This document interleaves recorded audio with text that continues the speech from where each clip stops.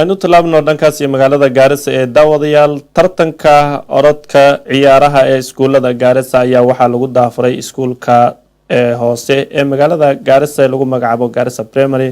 wariyahayaga Cabdi Faarax Shide ayaa warbixintaasi inoo qaada dhigaya. waxaa magaalada Gaarisa ee gobolka Waqooyi Bari Kenya ka bilaabmay tartanka ciyaaraha orodka ee sanad walba loo qabto iskuulada degmooyinka deegaanka. tartankan ayaa waxaa ka soo qayb gala dugsiyada hoose dhexe ee 7 degmo ee deegaanka kuwooda ku soo guuleysta tartanna noocan oo kale ah oo lagu qabto heer degmo. gudoomiyaha maamulaya barnaamijka tartanka ciyaaraha orodka ee dugsiyada Gaarisa ayaa nooga warbixiyay waxa uu tartanka ku saabsan yahay iyo sida ay dugsiyadani uga qayb galaan. bismillaahir rahmaanir rahiim. magacayga waa Axmed Qowl Muhaad, gudoomiyaha ciyaaraha iskuulada primary county Gaarisa baan maanta meeshan waxaa ka jirta taratan oo sub county todobada ahaayeen oo Gaarisa iskugu imaanayaan ilmaha primary taratan ku tartamayaan. mashruucan muddo soo socday inta sanadka iskuulada aan furnay bilowdeen ilmaha way soo tartameen ilaa ay sub county-hooda ku soo wada tartameen. markaas kadib waxay iskugu imaadeen Gaarisa county maanta muddo laba bari maanta iyo bari ayuu socon doonaa ilaa ka raadnado.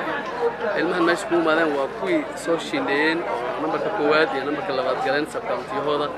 haddana maxaan iskugu imaanay inay tartamaan waan qaadaynaa hadduu ilaahay yidhaaho. haddana meeshan ka gudbayna anagoo gobolka ka qayb galayno Gaarisa county Mandera baan tiimka u qaadayna. Mandera marka aan tagna haddana tartanka wuu sii dhici doonaa. waxaan u gudbaynaa haddana Kakamega oo Kenyada kale la soo tartamayna. mashruuc horaan socday oo sanad walba aan qabanno weeyaan. fasalka u hore sanad walba ciyaaraha orodkan sameeyna. fasalka labaadna maxaan sameeynaa ambiirada ilmaha ciyaaraha baan sameeynaa. muhiimadda uu leeyahay waxa weeyaan waad u malayn kartaa toddoba sub county intaas oo ilmo wal iskaga keenay. sub county walba ilaa 100 canug bay keeneen. 700 canug baan meel ku xaraynay. 350 oo gabdho ah, 350 oo wiilal ah. macallimiintoodii oo min 3 macallin baa la socdaan. isdhexgalka iyo bulshada iyo wada noolaashadaas muhiimka meeshan ka ah. sporting activities kan maxay sameeyaan maaragtay national unity waxa la dhibay dhisaan. waad fahmi kartaa ilmaha marka in laga qaado Wajeer iyo Mandera iyo ay iskugu tagaan isdhexgalkooda muhiim buu yahay. waxyaalo fara badan oo inta ay ku fahmaynin bay xaq helayeen. Kenyada hoose marka uu sii qaadno casharadii waxaa sidoo kale dareenkooda la wadaagay qaar ka mid ah ardaydani ee ku guuleystay kaalmaha hore ee tartanka. Abdullahi Bishar Dahir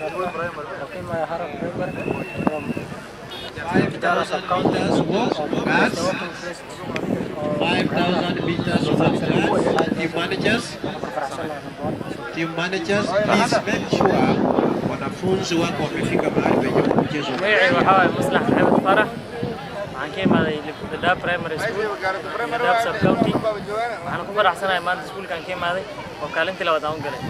Wasichana kutoka maeneo yote saba 5000 walking race. wasichana kutoka maeneo yote saba walking race. tartankani ayaa waxaa ka soo qayb gala dadweynaha reer Gaarisa oo soo buux dhaafiya garoonka Gaarisa Primary si ay taageero ugu muujiyaan ardayda. waxaana isla markaasi ardayda ku guuleysa tartanka ay u gudbayaan ciyaaraha orodka ee heer gobol kaasi oo lagu qaban doono magaalada Mandera ee gobolka Waqooyi Bari. Cabdi Faarax, CNA TV, magaalada Gaarisa.